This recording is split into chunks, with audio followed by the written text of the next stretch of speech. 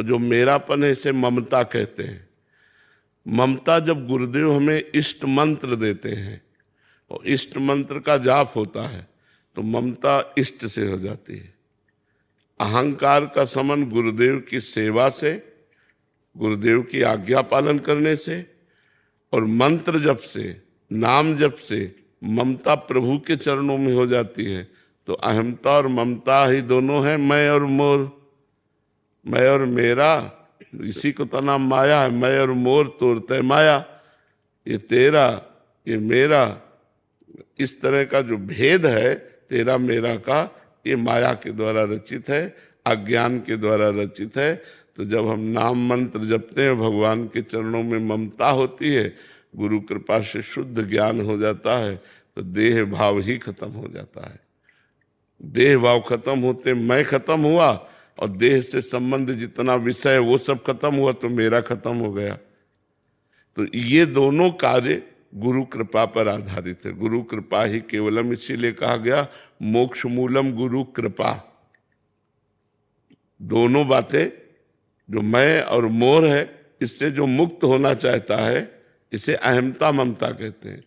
एक पद में है, एक अहमता ममता ये जग में है दुखदाई, और ये जब श्री जी की ओर लगे तो होत परम सुखदाई। मात तात सुत दार देह में मति अरुझय मति मंदा, हित किशोर को है चकोर तू लख वृंदावन चंदा। बोले एक मैं और मेरा, अहमता और ममता। अहमता मैं और मेरा, ये मेरा भाई, ये मेरा पति, ये मेरा पुत्र, ये मेरा पत्नी, ये मेरा माँ, ये मेरा बाप, ये मेरी जमीन, ये मेरा। एक अहमता ममता ये जग में है दुखदाई, ये जब श्री जी की ओर लगे तो होत परम सुखदाई। मात तात सुत दार देह में मति अरुझय मति मंदा, हित किशोर को है चकोर तू लख वृंदावन चंदा। तो बोले कैसे हटावें इस मैं और मेरा को, प्रभु के चरणों में कैसे अर्पित करें? तो बोले रसिक मंडली में या तन को नीके ढंग लगाओ, दंपति यश गाओ हर्षाओ हित सो रिझ रिझाओ। उपाय बताया कि रसिक मंडली में, भगवत प्रेमी महात्माओं के संग में अपने शरीर को बैठा लो, कानों से उनकी बातें सुनो, मन से उनका मनन करो और खूब श्री जी का यश गाओ और लाडली लाल की सेवा करो। इससे से तुम्हारा अहंकार और तुम्हारा ममता ये सब प्रभु के चरणों में समर्पित हो जाएगी, जो अहमता ममता है। रसिक मंडली में या तन को नीके ढंग लगाओ, दंपति यश गाओ हर्षाओ हितसो रिझ रिझाओ। देवन को दुर्लभ यह देही तैने सहज पाई, मन भाई निधि पाई फिर क्यों जान बूझ विसराई। देवताओं को भी दुर्लभ है मनुष्य देह, ऐसा मनुष्य देह प्राप्त करके जानबूझ करके आप गलत मार्ग में क्यों जा रहे हो? सही मार्ग में आओ। इस अहमता ममता को प्रिया प्रीतम के चरणों में समर्पित करो और वो होती गुरु कृपा से। गुरु कृपा ही केवलम। राधिका हरिणी देवी दासी, राधे राधे महाराज जी। महाराज जी, गुरु तत्व, भगवान तत्व और जीव तत्व में क्या भेद है? क्या जीव तत्व कभी गुरु तत्व को प्राप्त हो सकता है? हाँ, गुरु स्वरूप हो सकता है। जीव कहते हैं देहाभिमान स्वीकार करने के कारण, ईश वही देहाभिमान मुक्त। जो जीव वही शिव, जीव शिवा और शिव जीव। जो शिव है वही सर्वत्र व्याप्त है, अपने स्वरूप को ना जानने के कारण, देह भाव में आसक्त हो जाने के कारण उसे जीव कहा गया। वो जीव नहीं है, वो परमात्मा स्वरूप है। जब गुरु तत्व का हम वर्ण करते हैं हृदय से, वो गुरु तत्व ईश है, इष्ट ही है। इष्ट हमारी आत्मा है, आत्मा ही इष्ट है, इष्ट ही गुरु है। जब गुरु के द्वारा उपदेश प्राप्त करके साधना करके अहमता ममता का लय हो जाता है वो गुरु स्वरूप ही हो जाता है। शिष्य गुरु स्वरूप हो जाता है। आप सरिस चाहें सबकी ना, अपने समान सबको बना देते हैं। संतों का काम क्या है? अपने समान बना देना। पारसमणि और संत में अंतर है। पारसमणि सोना बना देती है, लेकिन संत संत बना देते हैं। हृदय से वो महात्मा हो जाता है। आप सरिस चाहे सबकी ना, तो गुरुदेव शिष्य को गुरु स्वरूप प्रदान कर देते हैं। तो इष्ट, गुरु और जीव, माया के कारण भेद है। माया हटने पर अभेद एक ही तत्व है, दूसरा कोई तत्व नहीं है। दिलीप तिवारी जी मुंबई से। श्री हरिवंश। श्री हरिवंश, गुरुदेव ये तत्व होता क्या है? क्या तत्व का और बोध कैसे हो हमें? तत्व जो सबका सार है, जो तत्व कहते हैं उसे सार कहते हैं। जो सबका सार है, हमारा, तुम्हारा, जड़ चैतन्य, पूरे जगत का जो सार है उसे तत्व कहते हैं। और वही परमात्मा है। सबका सार परमात्मा है। उसी परमात्मा की प्राप्ति के लिए मनुष्य जीवन मिला है। जितना समय हम भगवान में अधिक से अधिक देते जाएंगे, हमारा ज्ञान नष्ट होता जाएगा, सारे प्रश्न शांत होते जाएंगे। उस तत्व की प्राप्ति के लिए ही तो मनुष्य जन्म मिला है। और उस तत्व की प्राप्ति तभी होती जब हम खूब सत्संग सुने, शास्त्र स्वाध्याय करें, पवित्र भोजन करें, पवित्र आचरण करें और नाम जप करें। तो जैसे जैसे हमारा हृदय पवित्र होगा, तो वैसे वैसे वो परमात्मा में लगेगा। प्रकृति से हटा तो अज्ञान हटा। प्रकृति में मन है तो अज्ञान छाया हुआ है, और परमात्मा में मन है तो ज्ञान छाया हुआ है। जब ज्ञान हो जाएगा तो ये तत्व ज्ञान हो जाएगा, सार ज्ञान हो जाएगा कि सब में भगवान है और मेरे में भी भगवान है।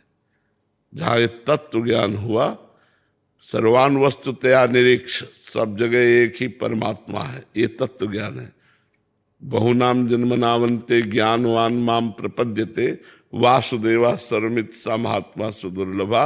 सब जगह भगवान वासुदेव हैं, यही है तत्व ज्ञान हो जाना। जब सब जगह है तो यहाँ भी है, वो जीवन मुक्त हो जाता है। पर इसके लिए शास्त्र स्वाध्याय आवश्यक है, संतों का संग आवश्यक है, पवित्र भोजन आवश्यक है, पवित्र आचरण आवश्यक है, पवित्र विचार आवश्यक है। तब हम परम पवित्र तत्व ज्ञान की तरफ बढ़ सकते हैं।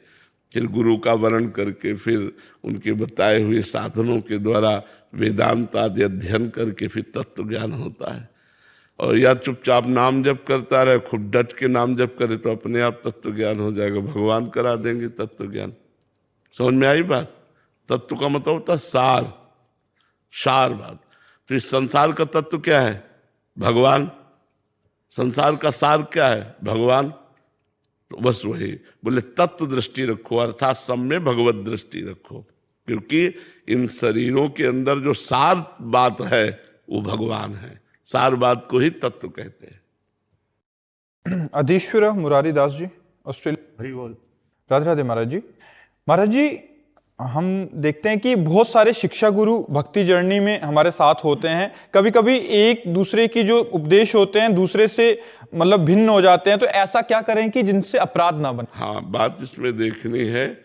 इष्ट मिले और मन मिले, मिले भजन रस रीति, तहा निसंग को है मिलिए, तासो कीजिए प्रीति। इष्ट मिले और मन मिले और रस रीति मिले, भजन पद्धति मिले, ऐसे संतों से सत्संग करें। और जो स्वयं में साधक नहीं, तो उनसे वो बात ही नहीं निकलेगी जिससे भगवत प्राप्ति होनी।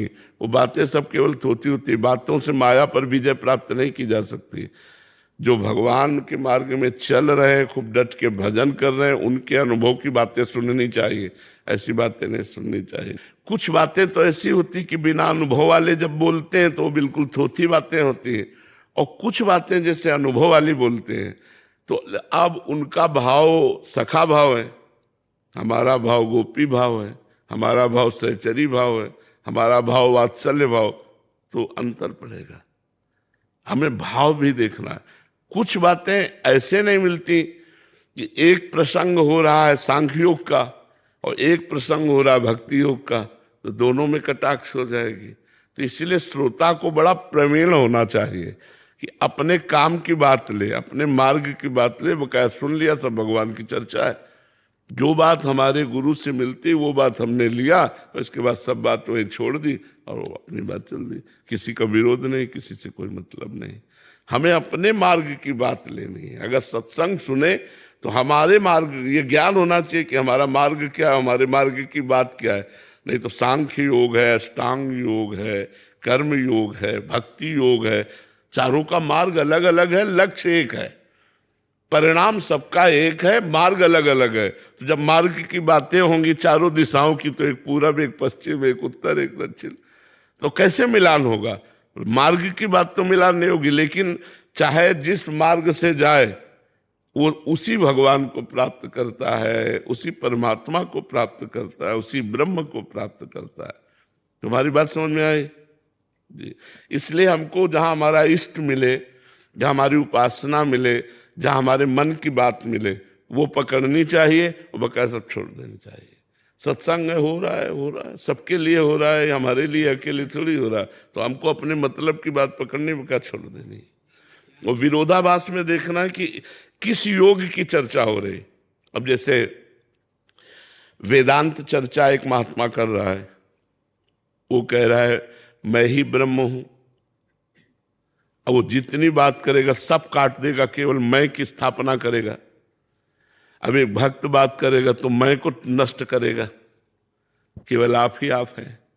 अब कैसे मिलान होगा? एक दासोहम, एक सोहम, सोहमश्मी तीव्रत्य खंडा, वो भी मार्ग है। दास दासोहम, तो दोनों का मार्ग कैसे मिल सकता है? लेकिन परिणाम दोनों का एक ही है, उसी परमात्मा की प्राप्ति है। तो विवेकी होना चाहिए श्रोता कि मुझे क्या लेना है। ऐसा नहीं कि सब लेना है सब छोड़ देना है, नहीं, कुछ लेना है कुछ छोड़ देना है। बहुत विवेक से हमें सुनना चाहिए। मोहिनी मूर्ति देवी दासी जी, राधे राधे महाराज जी। महाराज जी, ये ज्ञात हुए कि सब कुछ श्री जी करती हैं, पर जब परिवार पर दुख और तकलीफ का समय आता है तो हम भक्ति में उस समय कैसे दृढ़ता लाएं? देखो, पूरा बंधन ममता है, ममता। इसीलिए भगवान ने कहा जननी जनक बंधु सुत दारा, तन धन धाम सुहृद परिवारा, सबकी ममता ताग बटोरी, मम पद मन ही बांध बर डोरी। माता पिता भाई बंधु पुत्र परिवार घर मकान, सबकी ममता अपने मन सहित मेरे चरणों में बांध दो, तो सच्ची भक्ति होने लगेगी। अभी भगवान की शरणागति पुष्ट नहीं हुई, अभी ममता परिवार में है। तो जब सुख हुआ तो लगता है भगवान की कृपा है, और जब दुख हुआ तो लगता है कि क्या है ये, कौन सी बात है। लेकिन भगवान सुख और दुख दोनों रूप में कृपा ही देते हैं, क्योंकि हमारे किसी पाप कर्म का फल ही दुख है। भगवान मंगल भवन सुख सिंधु हैं, वो कभी किसी को दुख नहीं देते।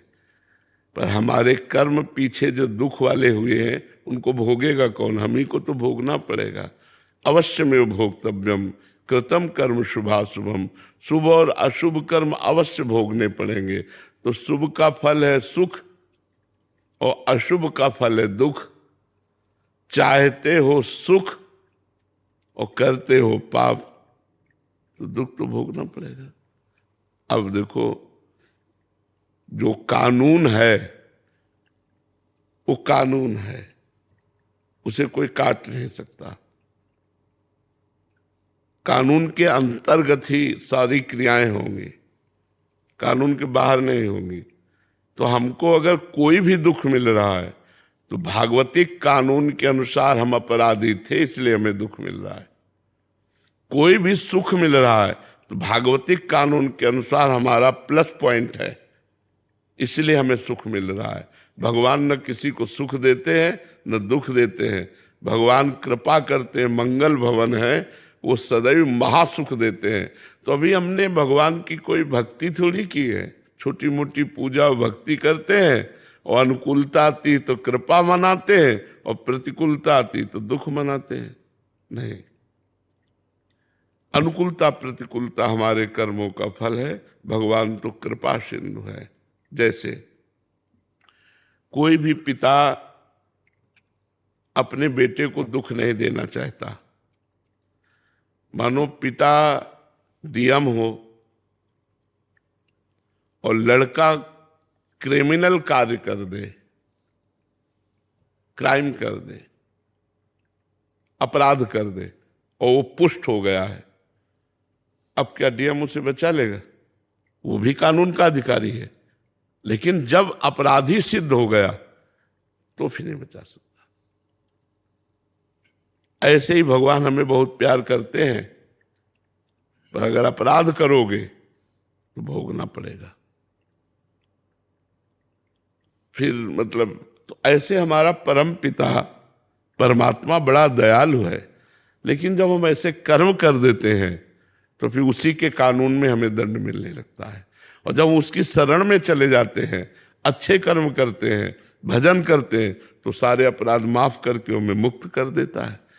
तो वैसे तो वो कृपालु हैं, पर हमारे कर्म ही हमको दुख देते हैं, भगवान नहीं। ये अच्छे से समझ लो। इसलिए खूब नाम जप करो और अच्छे कर्म करो, परोपकार करो। दिलीप कुमार सिंह जी, राधे राधे महाराज जी। महाराज जी, मैं एक जिला न्यायाधीश हूं और अपने दायित्वों का निर्वहन भी कर रहा हूं। कभी कभी महाराज जी मुझे ऐसी परिस्थिति का अनुभव होता है जब मेरे मन को लगता है कि एक जो आगे अभियुक्त जिसे पुलिस एक गंभीर आरोप में आरोपित कर रही है, वास्तव में वो निर्दोष है, परंतु सभी गवाह और सबूत उसके विरुद्ध हैं। ऐसी परिस्थिति में महाराज जी कभी उनको दंड विधान करना पड़ता है, तो फिर मेरा मन में बहुत ऐसा लगता है कि ये कोई पाप तो नहीं बन गया मेरी कलम से। तो उसे जब आपकी आत्मा कहे कि ये निर्दोष है, उसे इतना अधिकार तो आपका है कि लंबा टाइम बढ़ा सकते हैं। अच्छा, आप न्याय की वही करोगे जो सबूत है। जी जी, उसके खिलाफ बोल नहीं सकते आप। उसी के माध्यम से हमको करना पड़ा। उसी पर न्याय करना पड़ेगा। ऐसा बहुत परिस्थितियां आती हैं महाराज जी। हाँ, जैसे कोई गर्ल है, लड़की है, खड़ी होके कहती है, जबकि वो प्रॉपर्टी का विवाद होता है, कुछ अलग चीजें होती, बहुत, हाँ बिल्कुल, आरोप लगा देते हैं लोग। हमको तो वो कह रही है, कानून ऐसा बना हुआ कि हमको फिर उसी तरह से करना पड़ता है जो हमारे एविडेंस। तो उस समय फिर भगवान का स्मरण करते हुए भगवान से प्रार्थना कीजिए कि हम तो अपने कर्तव्य का पालन कर रहे हैं। अब आप सर्वमालिक सबसे बड़े न्यायाधीश आप हैं, तो भगवान आप जैसा मंगल हो वैसा हमारे अंदर से प्रेरणा करके बुलवाइए, लिखवाइए। अब सबूत खिलाफ है तो हम क्या कर सकते हैं? आप उस समय कलम मेरी चल गई, मेरी वजह से एक आदमी 10 साल की मतलब सजे में चला गया मेरी कलम से। तो फिर हमें लगता है कि मतलब अंदर से ऐसा लगता है कि ये निर्दोष है, लेकिन फिर भी हम सभी लोग एविडेंस हैं, सभी गवाह हैं, सभी चाकू है। हाँ, उस समय आप भगवान से ही प्रार्थना कीजिए कि आपने ही हमें ये सेवा दी है और ये सेवा इसके आधारित है, सबूतों के आधारित है। यद्यपि आप प्रेरणा कर रहे हैं, फिर भी मैं असमर्थ हूँ, तो आप देख लीजिएगा। कृष्णार्पणमस्तु। हमारी बात समझ रहे हैं? उस कर्म को कृष्णार्पणमस्तु, भगवान से प्रार्थना करते हुए कृष्णार्पणमस्तु। तो हो सकता है वो आज निर्दोष हो सकता है, मानते हैं, लेकिन कल का वो दोषी था अगर सजा मिली है। कल उसने ऐसा पाप किया था जिसका ओपन नहीं हुआ और जिसका दंड नहीं मिला, तो उस पाप ने उसे निर्दोष अवस्था में फंसा के, इस केस में निर्दोष है, फंसा के, अगर उसे 10 साल की सजा होती तो पक्का वो अपराधी पूर्व का है, जिस अपराध को किसी ने नहीं जाना और उसको दंड भी नहीं मिला, तो उसी अपराध ने जहां वो निरपराध था वहां फंसा दिया। हो सकता है आप पक्का मानना कि वो वर्तमान के केस में निर्दोष हो, लेकिन पूर्व में उसके द्वारा कोई ऐसा पाप हुआ जिसका दंड विधान नहीं हुआ, तो भगवान उसको दंड विधान देने के लिए ऐसा कार्य कराते हैं। नहीं तो निर्दोष को कोई दंड दे नहीं सकता, क्योंकि बड़े न्यायाधीश भगवान हैं। पक्का समझो, अगर उसको दंड मिल रहा है तो जरूर ना जरूर उसने कोई पाप किया है जो ओपन नहीं हुआ, उसका दंड मिल रहा है। तो आप भी थोड़ा साहसवान रहिए कि अब जो हो रहा है वो बड़े न्यायाधीश के द्वारा हो रहा है, मैं तो एक निमित्त मात्र हूं, वही करवा रहे हैं, ऐसी भावना रखिए और उस कर्म को कृष्णार्पणमस्तु कर दीजिए। ठीक है? हाँ, इससे नहीं बनोगे जो हम आपको बात कर रहे हैं। अगर ऐसा करोगे तो फिर उसमें नहीं, क्योंकि साक्ष्य जैसे मिलेंगे वैसे ही तो आप करोगे ना। और उस समय भगवान का स्मरण करके हर केस को कृष्णार्पणमस्तु करो। केस समाप्त हुआ, कृष्णार्पणमस्तु। भगवान ये समय, ये न्याय, जो भी क्रिया हुई वो आपके चरणों में समर्पित है, तो उससे आप मुक्त हो जाओगे। वो करता तो भगवान है, आप एक निमित्त मात्र हो, जो लिखवाएंगे माइंड में बैठ करके वही होगा। तो उनको मानो, उनके आश्रित रहो, तो फिर इसका कोई दंड विधान नहीं होगा। देखो, ये सत्य की बात में हम कह रहे हैं। अब हम दूसरी बात कह रहे हैं कि जैसे आपको किसी ने अर्थ राशि दी, एक बात कह दूं, और आपको पता है निर्दोष है, अर्थ राशि देने वाला दोषी है, फिर आप अगर ऐसा करते हैं तो फिर आप अपराधी हैं। हमारे भागवतिक कानून में, वैसे भारतीय कानून में भी, भारतीय कानून ये आदेश थोड़ी करता है, तो भागवतिक कानून फिर आपको दंड देगा।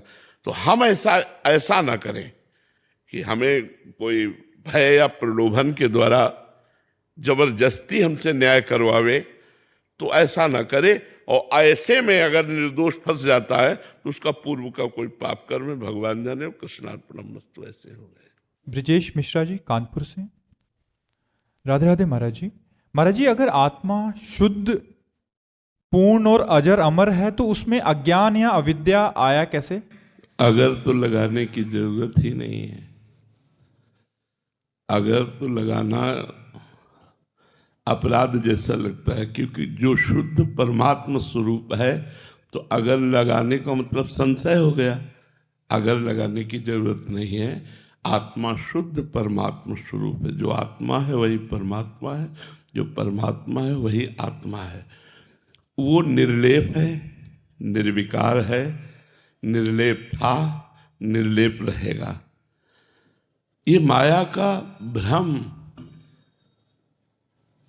ऐसा महान आकर्षक है कि अपने स्वरूप को भूल गया, अपने को देह मानने लगा, तब माया के आकर्षण में फंस गया।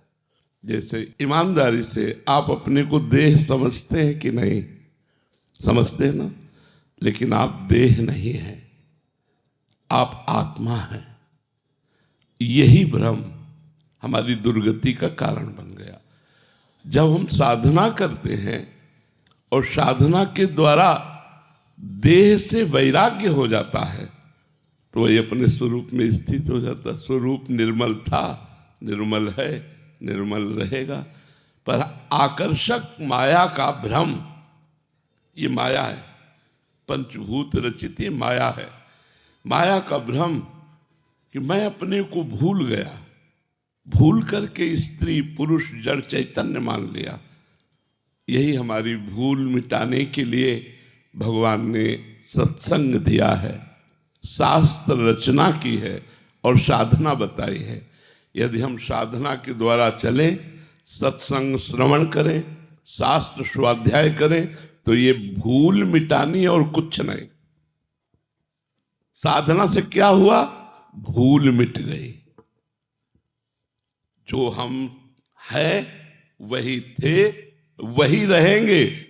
आत्मा में साधना से कोई उन्नति नहीं हुई। असाधन से आत्मा की कोई अवनति नहीं होती, साधन से आत्मा की कोई उन्नति नहीं होती। ये गूढ़ बात है। असाधन से भ्रम बढ़ता जाता है और वो दुर्गति को प्राप्त होता है। जो निर्लेप है, निर्विकार है, साधना से भ्रम नष्ट हो जाता है, वो अपने स्वरूप में जो है उसी में स्थित हो जाता है, वह जीवन मुक्त कहा जाता है।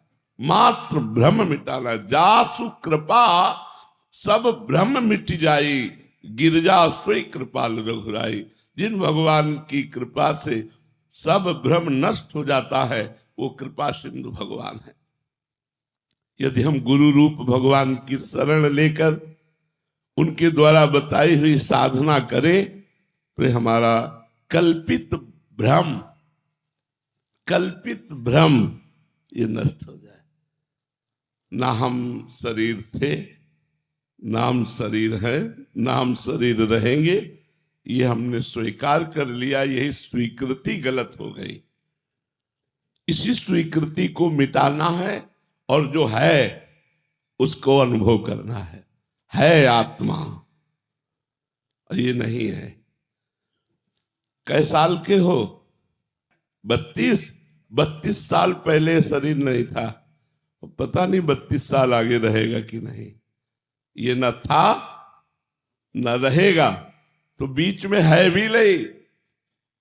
जैसे स्वप्न में हम अपने को देखते हैं तो जागरण पर वो हम नहीं होते, ऐसे ही अज्ञान में जो हम अपने को देखते हैं तो ज्ञान होने पर वो हम नहीं रहते। वर्तमान में भी ये प्रतिपल नाश को ही प्राप्त हो रहा है शरीर। जैसे जलधारा के समीप जाने पर पहली दृष्टि जिस जल में पड़ी वो बह के तो न जाने कहां गया, लेकिन हम कहते हैं ये वही जल है। ऐसे जल प्रवाह की भांति हमारा जीवन प्रवाह प्रतिपल नाश की ओर जा रहा है। हमको सावधान होकर साधना के द्वारा इस मृत्यु पर विजय प्राप्त कर लेनी, अर्थात भ्रम को दूर कर देना है। खूब नाम जप करो, सत्संग सुनो, शास्त्रों का स्वाध्याय करो। यश सिंह जी प्रतापगढ़ से, गुरुजी आपके चरणों में कोटि कोटि प्रणाम।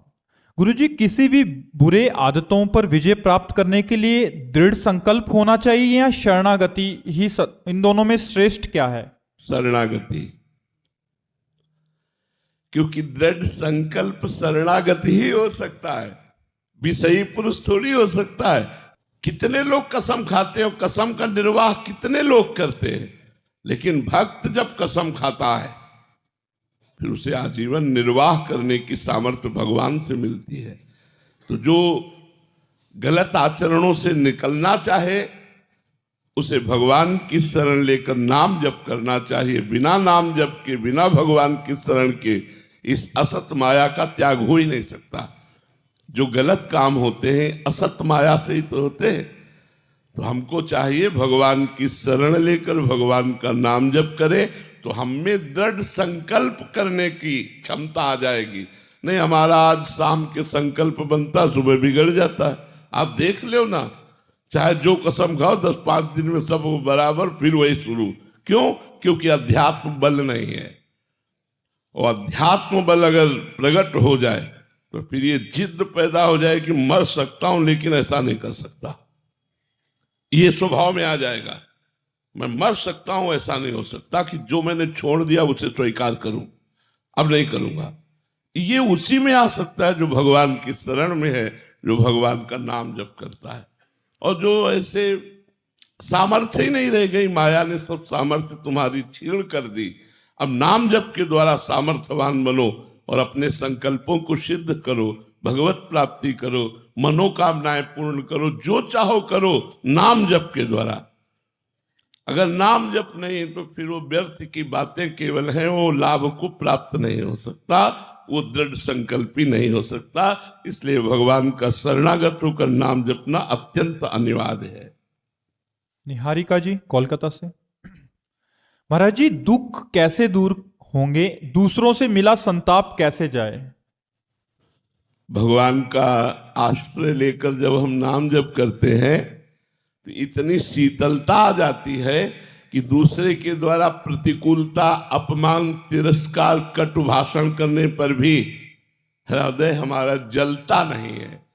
जब भगवान के चरणों की शीतलता आती तब, ऐसे तो नहीं हो सकता। बिना, इसीलिए कहते हैं अध्यात्म के बिना आपका जीवन मृत जीवन है, मरा हुआ जीवन है। अध्यात्म जीवन ही जीवन है, नहीं तो मृत जीवन है। राग द्वेष में नाना प्रकार के काम, क्रोध, लोभ, मोह, मद, मत्सर, इसी में पूरा समय हमारा नष्ट होता चला जा रहा है। अध्यात्मवान ही जीवन है। तो ये अध्यात्म में सामर्थ्य है कि कोई हमारे साथ प्रतिकूल व्यवहार करे या प्रतिकूल परिस्थिति आ जाए या प्रतिकूल स्थान मिल जाए, हम स्थान, परिस्थिति और व्यक्ति इन सबसे निपटने के लिए, प्रतिकूलता से निपटने के लिए भगवान का भजन करें। भगवान के भजन से हमारी शुद्ध बुद्धि होगी और शुद्ध बुद्धि हमें बचा लेगी, अशुद्ध बुद्धि झगड़ा करवा देगी। इसलिए भजन करो, नाम जप करो, खूब अधिक से अधिक नाम जप करो। आरती पाठक जी मुंबई से। राधे राधे महाराज जी। महाराज जी, आपकी दृष्टि में मृत्यु के समय एक भक्त की मनोदशा कैसी होनी चाहिए? उस मनोदशा को अभी से साधने के लिए क्या तैयारी? मृत्यु के समय सबसे बढ़िया मनोदशा ये है कि सामने युगल सरकार मुस्कुराते हुए खड़े हों, हमारे हृदय से निकले राधे श्याम और प्राण निकल जाए। नेत्रों में, हमारे मानस नेत्रों में प्रिया प्रीतम हो और मुख में उनका नाम हो और बस इसी के साथ प्राण निकल जाए। इससे बड़ी सिद्धि, इससे बड़ा लाभ, इससे बड़ा मनोरथ पूर्ण होना और कुछ नहीं हो सकता। अच्छा, ये किसी साधन से नहीं होगा। यह गुण साधन ते नहीं हुई, तुम्हारी कृपा पाओ कोई कोई, कोई कोई जन्म जन्म मुनि जतन कराहे, अंतराम कहे आवत नाही। अंतिम समय भगवान का स्मरण करते हुए भगवान के ध्यान में जो शरीर छोड़ता है वो सीधे भगवान के धाम को जाता है, वो भगवान के प्रेम को प्राप्त होता है। पर ये संभव है नाम भगवान की कृपा से, और किसी साधन में दम नहीं है। निरंतर नाम जप करके देखो, ये संभव हो जाएगा। निरंतर नाम जप करने वाले जो भी साधक हो, हमारी बात का अनुभव करना, जब आप सो के करवट बदलते हैं तो नाम चलता होता है। आप देखना, जब आप सो के उठेंगे तो आप नहीं जप रहे होंगे, नाम चल रहा होगा, यदि आप निरंतर नाम जपने का अभ्यास कर रहे हैं। ऐसे ही मृत्यु की बेहोशी दशा में भी नाम चलता है। जो भक्त जीवन भर अभ्यास करता है नाम का, तो अंतिम समय उसके हृदय में भगवान का नाम स्फुरित हो जाता है और वो भगवत धाम को प्राप्त होता है। ये भजन का अभ्यास करे और कृपा भगवान की, मूल तो कृपा भगवान की, इसमें और कोई साधन नहीं। वो कृपा करे, मृत्यु के समय आ जाए स्मरण रूप में या रूप धारण करके, तो ही बात हो सकती है। चांदनी जी राजस्थान से। राधे राधे महाराज जी। महाराज जी, भीतर ऐसा क्या बदलने की जरूरत है कि संकल्प ही जीवन बन जाए? क्योंकि अभी हमें पता है सही चिंतन बदलने की जरूरत है। राग द्वेष का चिंतन छोड़ो, भगवान का चिंतन करो। काम क्रोधादि का चिंतन त्यागो, भगवान का चिंतन करो। अगर चिंतन बदल गया तो सब बदल गया, और बाहरी सब बदल गया और चिंतन न बदला तो कुछ नहीं बदला। अच्छा, आपने और कुछ नहीं बदला, पैंट शर्ट पहनते हो, गृहस्थी में हो, बाबूजी बन के रहते हो, लेकिन अंदर से आपने गलत चिंतन छोड़ दिया। केवल भगवान का चिंतन चल रहा, सब चिंतन, तो आप महात्मा हो और आपको भगवत प्राप्ति होगी। तो छोड़ना क्या है? संपूर्ण असत चिंतन। पकड़ना क्या है? भगवान का चिंतन। अगर हम सबसे बढ़िया बात पकड़ लें, राधा राधा राधा राधा राधा, सब कुछ आ जाएगा, सब कुछ आ जाएगा। आपसे सच्ची कहते हैं, आप हमारी बात पर विश्वास कीजिए। कक्षा 9 पढ़े, 9th साइंस साइड पास होकर हाई स्कूल में फार्म नहीं भरा और बाबा जी बन गए। और बचपन से गंगा किनारे घूमना, वस्त्र नहीं, भोजन नहीं, रहने का ठिकाना नहीं, सर्दी गर्मी बरसात सब कष्ट सहना। कभी किसी के सत्संग में ऐसे दूर से सुना हो तो बात अलग है, ना कोई शिक्षा दीक्षा व्याकरण या किसी सा। ये राधा नाम का चमत्कार है कि तुम बोलिए, कौन सा प्रश्न बोलोगे, प्रश्न पूरा होने के पहले उत्तर आपको तैयार रखा मिलेगा। ये हमारी विद्वता नहीं है, ये राधा रानी की कृपा है। हम तो पढ़े लिखे ही नहीं है, हम तो पढ़े लिखे गांव का कक्षा 9 का विद्यार्थी, आप बात करके देखो। और गंगा किनारे रहे, इसलिए हमारा किसी व्याकरणाचार्य या किसी महान से कोई संपर्क नहीं। हाँ, ब्रह्मबोध संपन्न महापुरुषों का दर्शन जो वीतराग परमहंस से उनके होते रहे, वही वृत्ति बढ़ती रही। तो आपको विद्वान होना है तो राधा राधा जपो, धनवान होना है तो राधा राधा जपो, और आपको भगवान होना है तो राधा राधा जपो। क्योंकि जालत तुम्हें हो जाए, तुम भगवत स्वरूप हो जाओगे।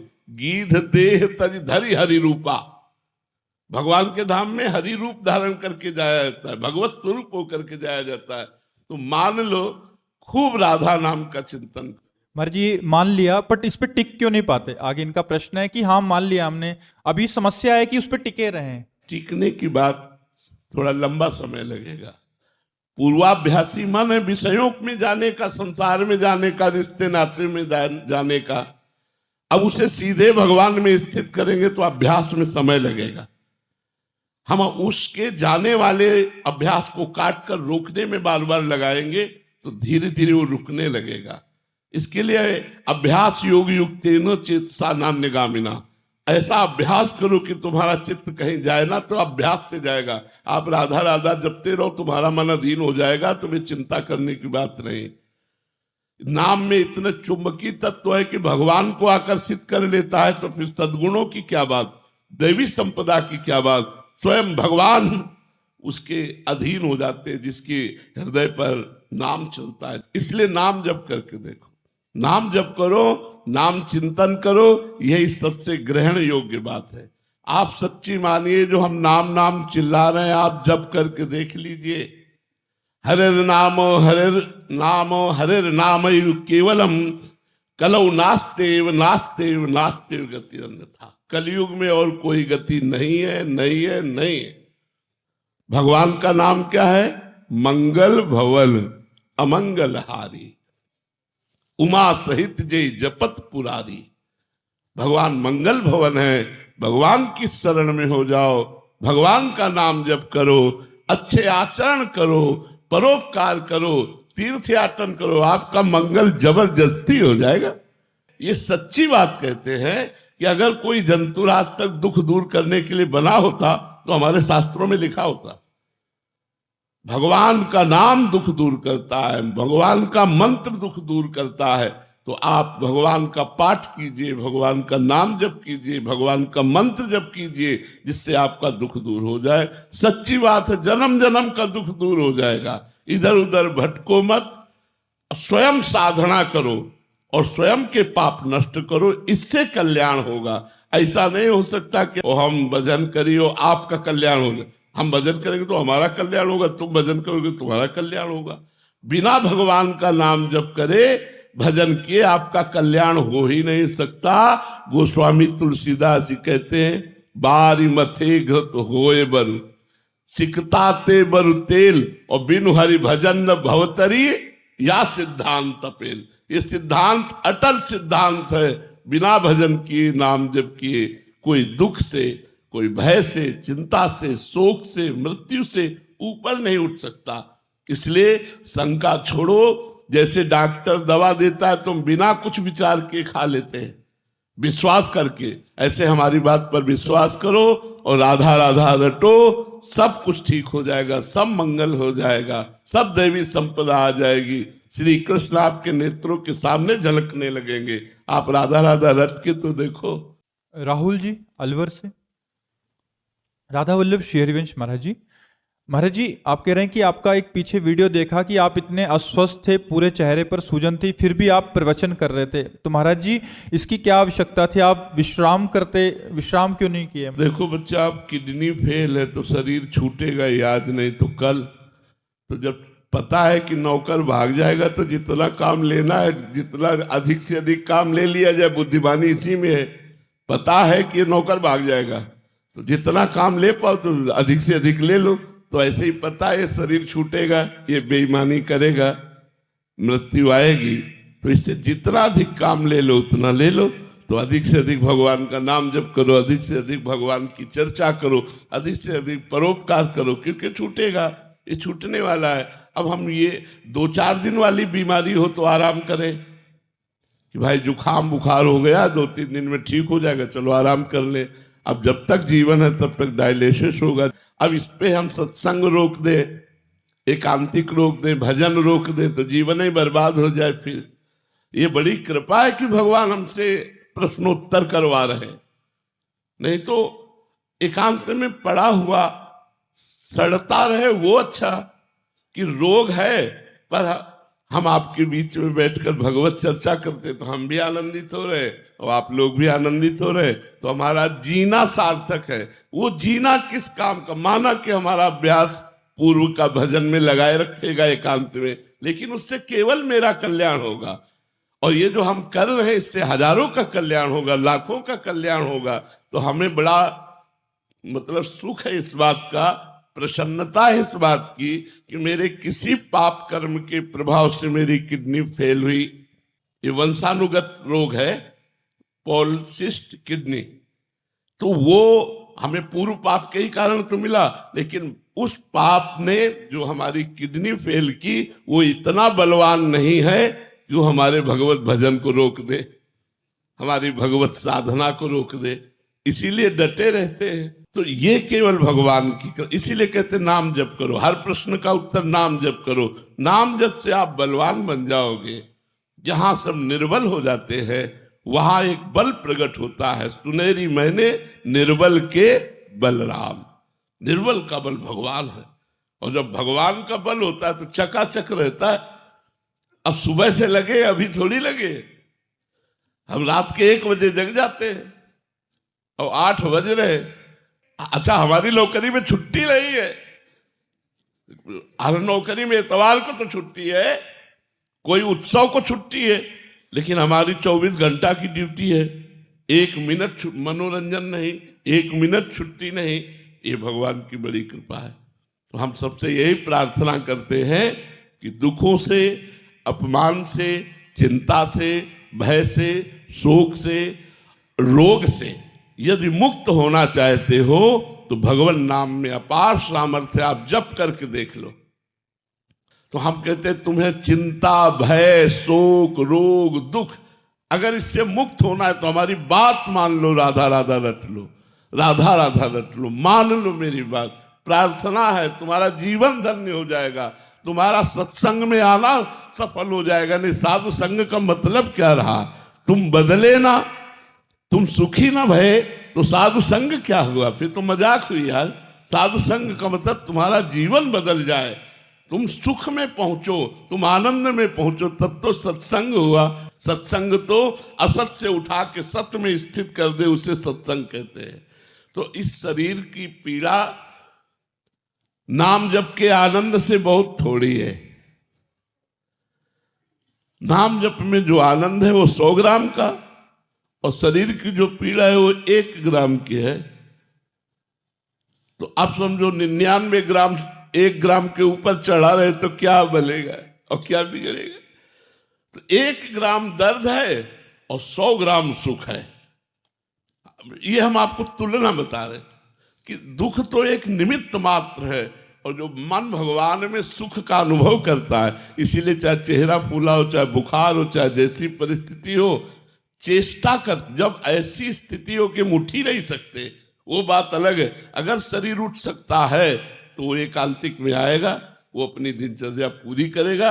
ये भगवान की कृपा बल से होता है, ये हमारे बल से नहीं होता। जैसी हमारी दिनचर्या है ऐसा एक स्वस्थ पुरुष नहीं कर सकता। वही हम आपको अनुभव बताते हैं कि तुम राधा राधा रट के देख लो। अगर तुम्हारा मंगल ना हो जाए तो हमसे कहना।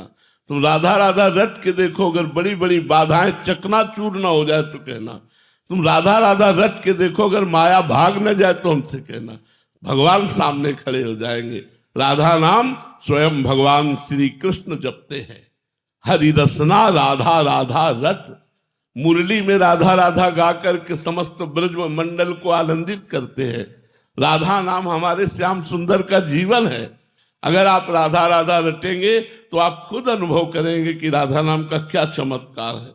हम तो अपने को राधा नाम का चमत्कार ही समझते हैं।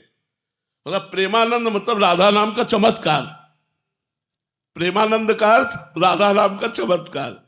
ये सीधे राधा नाम का चमत्कार जो भी देख रहे हैं बाहर और भीतर, वो केवल राधा नाम की कृपा। इसलिए खूब राधा राधा रटो। दीपिका पांडे जी, जब राधा वल्लभ श्री हरिवंश महाराज जी, आने वाले नव वर्ष में हमें ऐसे क्या नियम लेने चाहिए, या क्या अभी 1-2 दिन बाद ही नया साल है महाराज जी? अच्छे आचरणों का नियम लेना चाहिए कि हम अधिक से अधिक नाम जप करेंगे, हम अधिक से अधिक क्रोध नहीं करेंगे, हम गंदी बातों में किसी भी तरह मन नहीं जाने देंगे, उसे बार बार हटाकर भगवान में लगाएंगे। हो सकेगा तो हम इस वर्ष परोपकार करेंगे, कोई न कोई ऐसा दान, कोई ऐसा पुण्य, कोई ऐसा परोपकार जिससे हमारे भगवान प्रसन्न हो। ये अच्छी बातें लेनी चाहिए। जैसे लोग नए वर्ष के उत्साह में शराब पीते हैं, पार्टी मनाते हैं, मांस खाते हैं, व्यभिचार करते हैं, नशा करते हैं, ये सब गलत बात है।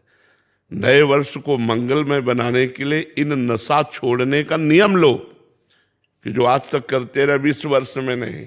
अब मेरा नया वर्ष मानो नया जीवन, तो हम मांस नहीं खाएंगे, शराब नहीं पिएंगे, हम पाप कर्म नहीं करेंगे, हम हिंसा नहीं करेंगे, चोरी नहीं करेंगे, हम गलत आचरण नहीं करेंगे, ऐसे नियम लेने चाहिए। तो ऐसे बावरे लोग हैं कि उस दिन और उपद्रव करते हैं, शराब पी के इधर उधर पड़े रहेंगे, बोले आज नया वर्ष का उत्साह, हैप्पी न्यू ईयर। नहीं तो ये क्या हैप्पी न्यू ईयर? ये हैप्पी है, लड़खड़ा रहे हो ये हैप्पी है, शराब पी रहे हो, गंदे आचरण कर हैप्पी, दुख भोगोगे, पाप कर्म कर रहे हो। मनुष्य को मदिरा पीना पाप है, राक्षस को मदिरा पीना स्वाभाविक है। मनुष्य को पीना पाप है, राक्षस पिए तो उसकी बात अलग है, क्योंकि आजकल तो कहने लग गए हम तो राक्षस ही हैं, मतलब खुद ही कहने लग गए। तो आपके लिए दुर्गति भी पक्की है, नरक का रास्ता भी पक्का, इंतजार करो, फिर दुर्गति होगी, फिर दुर्गति होगी। कर्म बिगड़ जाएगा ना तो पड़े पड़े सड़ते हैं लोग, और जब पड़े रहोगे ना तो कोई प्यार से पानी भी देना नहीं चाहेगा। आज तुम कमा रहे हो, चार के काम आ रहे हो, और कल जब पड़े रहोगे तो वही चार तुम्हारी तरफ देखेंगे भी नहीं, तुम्हारी गली में नहीं आएंगे कि कहीं बुला न ले, वो कहीं वो बुला न ले। बड़ा स्वार्थी संसार है, इसलिए भजन करो, पाप कर्म को छोड़ दो, मनमानी मत करो कि हम राक्षस ही हैं, नहीं तो वो दंड भोगने को मिलेगा जो तुम सोच भी नहीं रहे हो। अनेक योनियों में अनेक प्रकार से दंड भोगना पड़ता, कोई मनुष्य योनि थोड़ी है। 83,99,999 योनियां और हैं जिनमें हमें दंड भोगना पड़ता है। महाराज जी, आपको देश विदेश में लोग सुनते हैं और काफ़ी मतलब आपके वचनामृत का पान करके अपने जीवन में एक निखार लेके आए हैं। महाराज जी, नया साल है, यद्यपि आपने अभी बोला ही है, फिर भी जो लोग आए हैं नए साल पे और जो लोग आपको सुन रहे हैं और जो एक उत्साह रखते हैं कि हमें भी जीवन में एक अपने जीवन में परिवर्तन लाना है, तो महाराज जी नए साल पे वो क्या ऐसा नियम लें? हम सबसे प्रार्थना करते हैं इस नए वर्ष के आगमन पर आप संकल्प ले कि आप कोई पापाचरण नहीं करेंगे। जैसे कोई शराब पीता हो तो संकल्प ले कि मैं इस नवीन वर्ष से प्रारंभ होते ही शराब छोड़ दूंगा, जीवन में नहीं। मांस भक्षण करते हो तो मांस छोड़ दीजिए। जो अगर पराई स्त्री से आप सहवास करने की इच्छा रखते हो तो उसको छोड़ दीजिए। आप किसी बुराई को छोड़ दीजिए। लेकिन लोग जो अज्ञान से ग्रसित हैं वो पार्टी मनाते हैं और इन्हीं बातों की पार्टी मनाते हैं। मदिरा पीना, मांस खाना, व्यभिचार करना, बोले new year, happy new year. ये हैप्पी वाले काम कर रहे हो, ये नरक वाले काम कर रहे हो, ये दुख वाले काम कर रहे हो, तुम्हारा पतन हो जाएगा इससे। इसलिए सबको प्रार्थना करके हम ये बात कहते हैं, अगर आप मान ले तो शराब पीना, मांस खाना, परस्त्री गमन करना, हिंसा करना, चोरी करना, ये सब नरक के रास्ते हैं। मनुष्य जीवन मिला, आप कोई राक्षस थोड़ी हो, इसलिए राक्षसों वाले कार्य मत करो, मनुष्य वाले कार्य करो। अब कह रहे हैं हैप्पी और लड़खड़ा के नाली में गिर रहे हैं, ये हैप्पी है? शराब पी के लड़खड़ा के ना बोले हैप्पी। ये हैप्पी माने प्रसन्नता होती है, और प्रसन्नता परमात्मा से प्राप्त होती है, गंदी बातों से नहीं। इसलिए सबसे प्रार्थना है, लड़ाई झगड़ा मत कीजिए, शराब मत पीजिए, मांस मत खाइए, पराय स्त्री के प्रति दुर्व्यवहार की भावना मत रखिए। इन बातों का, बुराइयों का त्याग कीजिए, तो हमारा नव वर्ष मंगलमय रहे और सब पर भगवान की कृपा रहे, सब स्वस्थ रहे, सब सुखी रहे, सब धर्माचरण करें। अभी बाहर के जो आम है सब ये कह में ब्रजवासिन पे कोई अपराध ना है, कछु ना ही मस्त डोलें, कछु ना करें, तो हमारी मर्यादा क्या है, हमें कैसे रहना चाहिए, ये आप बता सकें केवल? हाँ, सबसे बड़ी बात यह है कि पहला सबसे आप भगवान के निज पार्षद हो, तो आपके द्वारा कोई ऐसे आचरण नहीं होने चाहिए जो भगवान के पार्षदों के विरुद्ध हो। ब्रजवासी भगवान का निजी पार्षद है, चाहे नंदगांव का हो, चाहे वृंदावन का हो, चाहे गिरिराज जी का हो, ये भगवान के निजी घर के हैं ना, निजी परिवार हैं। नवाब हम ऐसे कहते हैं ना ठाकुर जी थे कि ये हमारा है, हाँ, वही। ये मेरो है, तो भी ऐसे कहते हैं, ऐसे क्यों बोलते हो? अरे नहीं, ये क्यों बोल रहे हो? नहीं हम तो नहीं, इनको भगवान कहते हैं। बाहरी लोगों के लिए भगवान है, लेकिन आप उनके घर के हो, निज पार्षद हो। बस आपको इतना केवल देखना है कि धर्म विरुद्ध आचरण ना हो, आपका खान पान ठीक रहे, आपके आचरण ठीक रहे, और दुनिया आपको नहीं समझ पाएगी। दुनिया तो यही, अब जैसे हमसे कई ब्रजवासी बात, तू बाबा आयो ना आए, अब यो जब पढ़ता है इतने बाबा से तू करके बात कर रहा है कि तुम ब्रजवासी बाबा थे ऐसे कह रहे हैं, तू तड़ाके थे बोले हैं, अभी बाबा गए कल ये बारे बाबा कौन दर्शन करवे, तो माइन थे ऐसे कह रहे कि ले प्रसाद ले ले, तो बहू पे कमेंट कर दी कि जाते ऐसे कह रहे हैं प्रसाद ले। अब ये भाषा ही है ब्रज की। और बाबा हम तो आपके जैसे कह ना वैसे ही रह रहे हैं, प्यार लहसुन कछू कहूँ बाहर को ना खा रहे, कछू ना कर रहे। बिल्कुल ठीक है, धन्यवाद। जय मारे, क्योंकि ये आंग्लिक नववर्ष आ गया है। तो आंग्लिक नववर्ष में ये देखा गया है कि जो तिलक कंठी लगाते हैं, मुझे क्षमा करिएगा, तिलक कंठी लगाते हैं, वो अब कहना नहीं चाहिए, वो क्लबों में जा करके और बहुत गलत आचरण कर। हाँ, ये बहुत हानि का विषय है, ये बहुत हानि का। और हमने अभी पीछे बैच में इस बात को कहा, अभी कहा था पीछे बैच में, किसी विषय पर बात चली 9 वर्ष की, तो हम कहा भाई देखो 9 वर्ष का जो मंगलमय स्वरूप है कि हम अपने गलत आचरणों का त्याग करें, ना कि गलत आचरण करें। हम कहा लोग उल्टा करते हैं, क्लबों में पार्टियों में जाते हैं, शराब पीते हैं, मांस खाते हैं, गंदे आचरण करते हैं। राक्षसों वाले कार्य करोगे तो तुम्हारा 9 वर्ष शुभ कैसे होगा? हैप्पी न्यू ईयर्स कैसे होगा? हैप्पी तो तब होगा प्रसन्नता जब भगवान का कीर्तन करो। 24 घंटे आज भगवान का कीर्तन करेंगे, आज भगवान की कथा सुनेंगे, आज भगवान का नाम जप करेंगे, आज भगवान के भक्तों को निमंत्रण कराएंगे। अगर ऐसी बात हो तो तुम्हारा 9 वर्ष मंगलमय रहेगा। आज गौओं को चारा पवाएंगे, क्योंकि 9 वर्ष मांगलिक कार्य, दान पुण्य तीर्थयाटन मांगलिक कार्य करो तो तुम्हारा 9 वर्ष शुभ जाएगा। अब ये आसुरी राक्षसी कार्य करोगे जिससे बड़ी हानि हो जाए। आपको सभी लोग प्यार करते हैं ना, तो राधा रानी की तरह, और सब अपनी अलग अलग भाषा में करते हैं ना, तो मैं आपको थोड़ी सी भाषाओं में आपको वो बताऊंगी। अंग्रेजी में कहते हैं कि आई लव यू, गुजराती में कहते हैं तेनु प्रेम करूं छू, बंगाली में कहते हैं अमी के मातो भालोवासी, पंजाबी में कहते हैं ओ तेरी तो तेरे बिन नी जीना ओ बाबा, तेरे बिन नी जीना ओ बाबा।